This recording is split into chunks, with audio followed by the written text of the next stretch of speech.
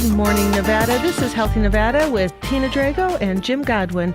We're here today to talk with Elicia Torres about the Veterans Choice Program. How are you doing, Elicia? I'm doing good, thank you. Oh, there's a real bad delay. Elicia, would you mind telling us about the Veterans Choice Program and if it exists in Nevada, and if so, where in the state of Nevada? Sure, Jim. The Veterans Choice Program, or Choice Program, was authorized under the Veterans Access, Choice, and Accountability Act of 2014, and basically provides services to veterans if they meet certain eligibility criteria. And non-VA providers may choose to become designated as Veteran Choice Providers if they meet specific requirements. And to answer your question, yes, I am proud to announce that most of our federally qualified health centers in Nevada have signed contracts in place with the VA to provide these services to veterans. Is the program directly with the VA, or is the program with another insurance company that supports the VA? Correct, Tina. And actually, yes, it's the health centers or the providers who want to be part of this program actually sign contracts with the VA's third-party administrators, and they're kind of the middleman between the providers and the VA. But reimbursement for services for the veteran comes from the VA through these third-party administrators. Excellent. Okay. Just clarifying. I wanted to understand it myself. And Jim asked me where these Veteran Choice Providers exist, and we are excited that we have Veteran Choice Providers in Reno, Nevada, in servicing Washoe County, down in Clark County, servicing Las Vegas, and then throughout the rurals, they're in areas such as Wendover, Jackpot, Eureka, Crescent Valley, Carlin, Amargosa Valley, Carson City, and also in Elko. And the unique thing about the Elko clinic is that they can service veterans who may be assigned to the VA in Utah, in Salt Lake City. And so this cuts down on drive time for veterans. It's the difference between maybe driving up the street versus driving 2 hours across state lines. Right. So it's really exciting. That is great. That's a big help for a lot of the veterans that live in the rural areas in Nevada. Absolutely. I think everyone knows Nevada is very spread out with a lot of mostly rural areas, so that is good. So if I was a veteran, for the people that have proudly served this country, the men and women, how do they know if they're eligible for the Veterans Choice Program, Elicia?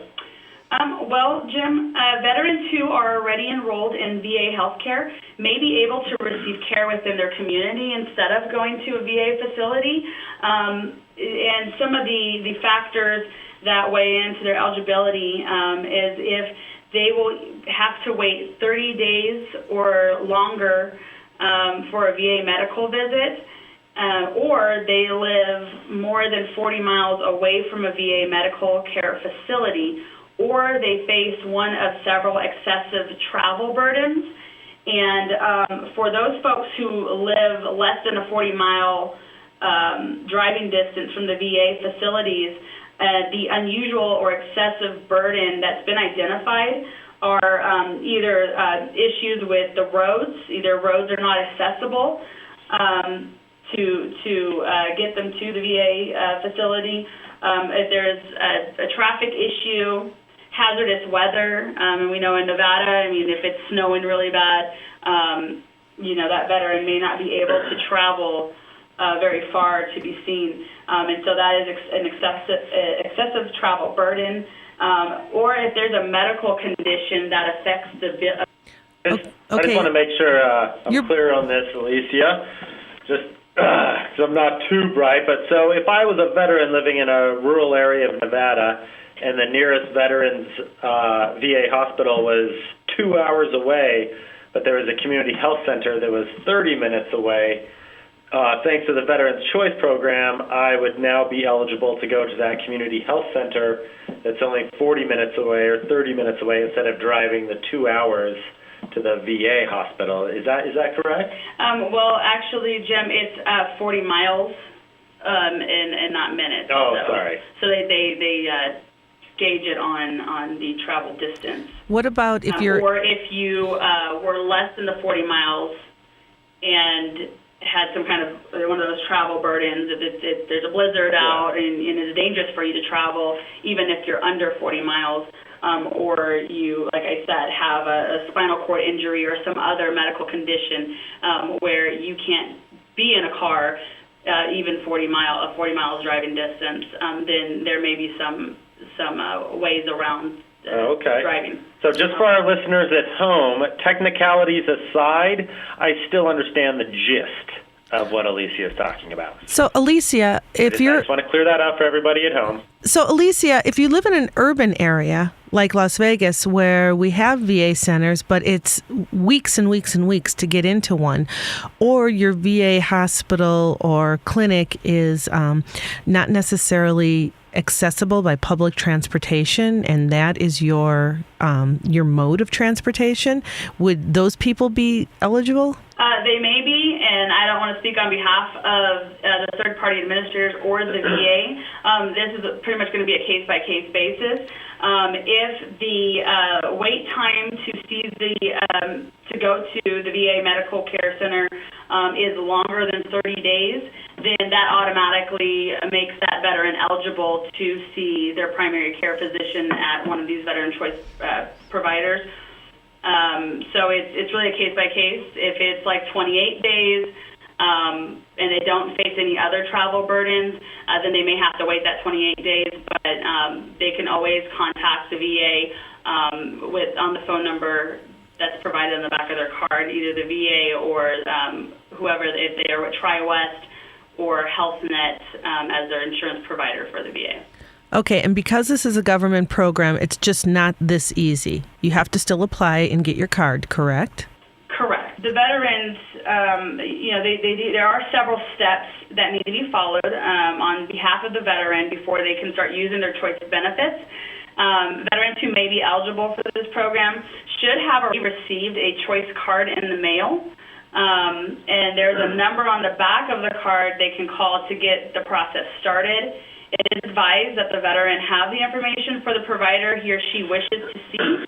And to find out where a VCP provider is located, veterans can use the Veteran Choice Locator tool on the VA website at www.va.gov/OPA/apps/locator, or they can call 1-866-606-8198. Wonderful. So once they get the card, then they have to call with their doctor that they want to use outside the VA system's information and get a pre-authorization to see that provider? Yes. Well, once they get the card, they need to call the number on the back of their card, ensure that they are registered with their VA facility. They have to at least be registered with the VA first. And then from there, then they can, see if they're eligible for the program based on whatever their situation is. And it's helpful to have the provider's information in advance so that they can let the VA know, well, this is the provider I'm trying to see. Can I get authorized? And yes, they do have to have pre-authorization for any services under this program. Each and every time that they need to make an appointment, they have to call their health insurance company or either TriWest or HealthNet, using that number on the back of their choice card, and receive the authorization to be seen. And there's also an additional process where their insurance company is to make the initial appointment on their behalf. And that's to ensure that the care is established, and also for the provider to ensure that they will receive reimbursement for those services. As a VCP provider, First Person actually gets they get them faxed to them, and then they tell us the patient's name and what they're being approved for, and then we call and schedule the appointment. Okay. And so by fax, or sometimes they will call on behalf as well. So I guess it's pretty much however they have it set up. The health insurance company has it set up with that particular clinic. I have a question, Elicia. If I was a veteran and I was going to see a Veterans Choice provider, but I was a little wary, maybe they have limited experience with veterans, is there training available for the Veterans Choice providers to better equip them to deal with problems with or any issues with the situations that the veterans have been in?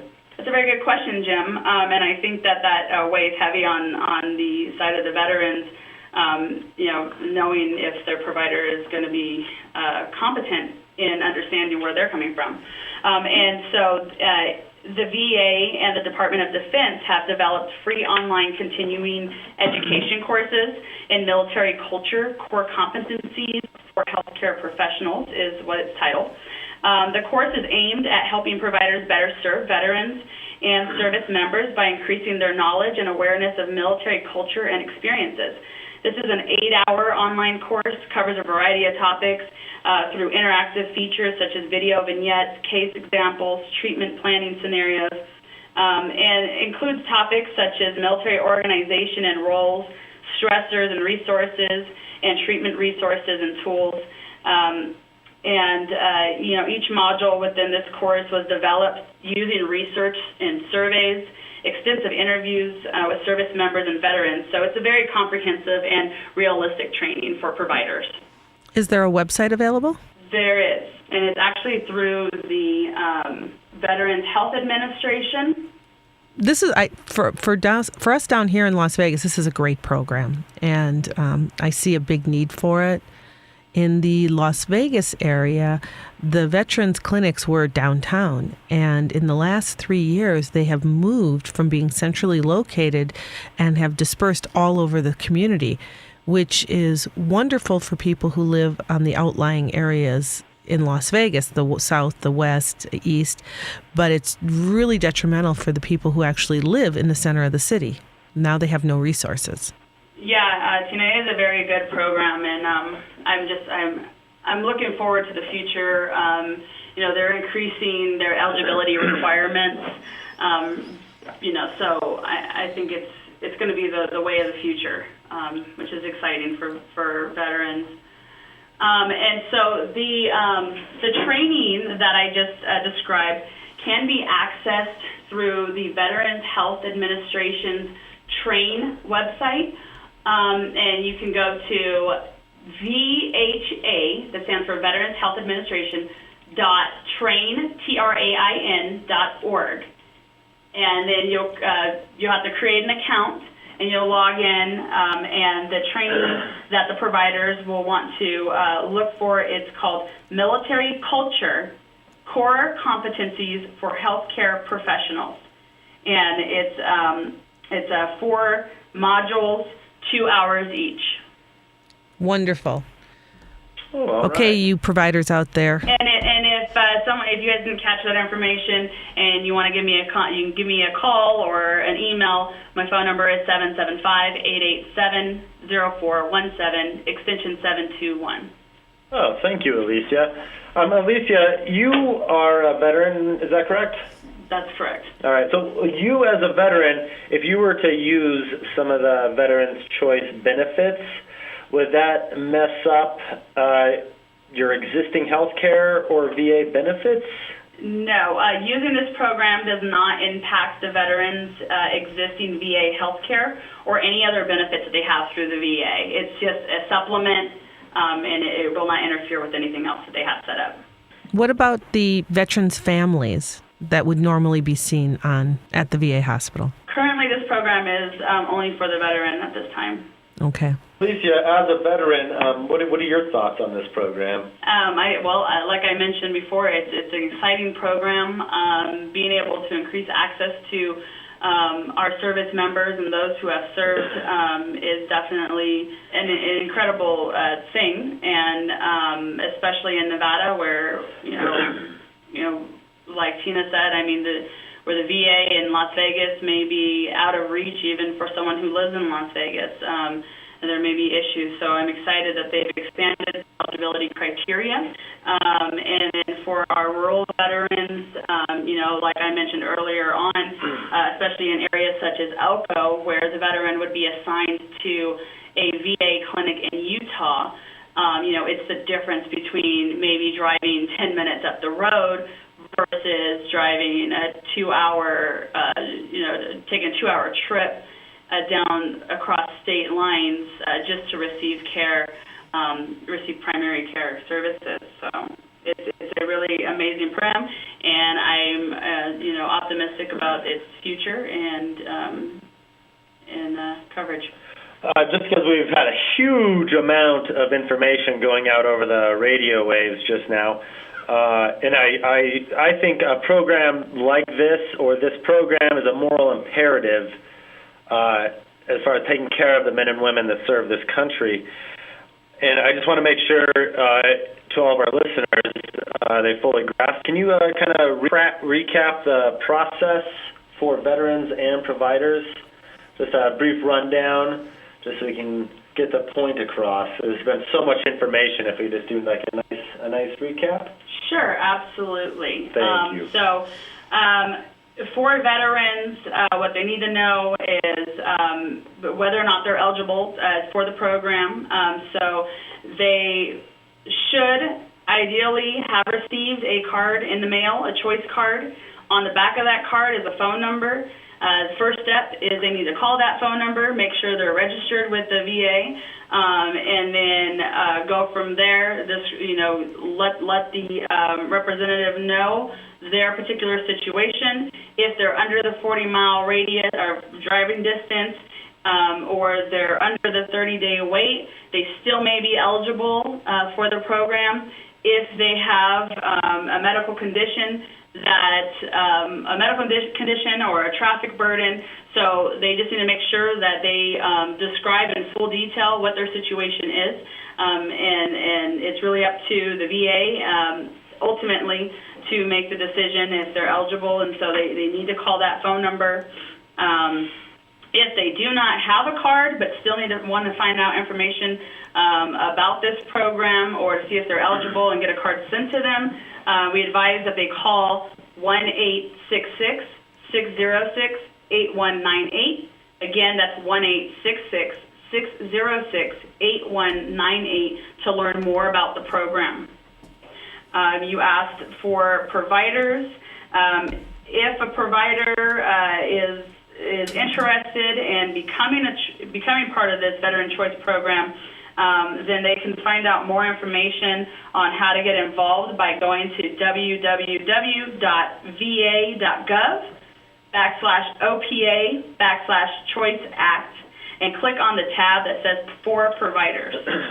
Could you tell us which, since this program is partially in conjunction with community health centers, which community health centers in Nevada have signed on to be part of the Veterans Choice Program?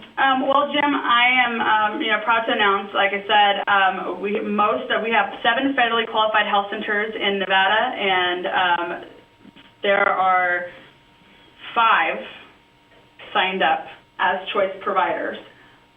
So, we got a huge chunk of our health centers that are Veteran Choice providers. And they're located, like I said, in Washoe County and in Clark County and throughout the rural. I would also like to add that those 2 community health centers that have not yet signed on are new and are just getting their feet wet and walk around to mix my metaphors there. But I think it's a great service to the veterans of Nevada. Thank you very much for your time, Elicia, and for talking about this vital and important program that helps Nevada and helps the veterans of Nevada stay healthy. Thank you, and thank you for having me, and thank you, Tina. Elicia, you've been an absolute pleasure. And understand, guys, that this is Elicia Torres with the Nevada Primary Care Association. They have a wealth of information for the residents and providers here in Nevada. And I would encourage anybody to reach out to them and ask them questions. They have great information. Thank you very much, Elicia. You've been wonderful today. And, of course, Jim, you're always great. This is Healthy Nevada. Thank you. The same can be said of you over and over again. This is Healthy Nevada, coming to you live from the Beasley Broadcast Studio A. Thank you very much. Bye-bye.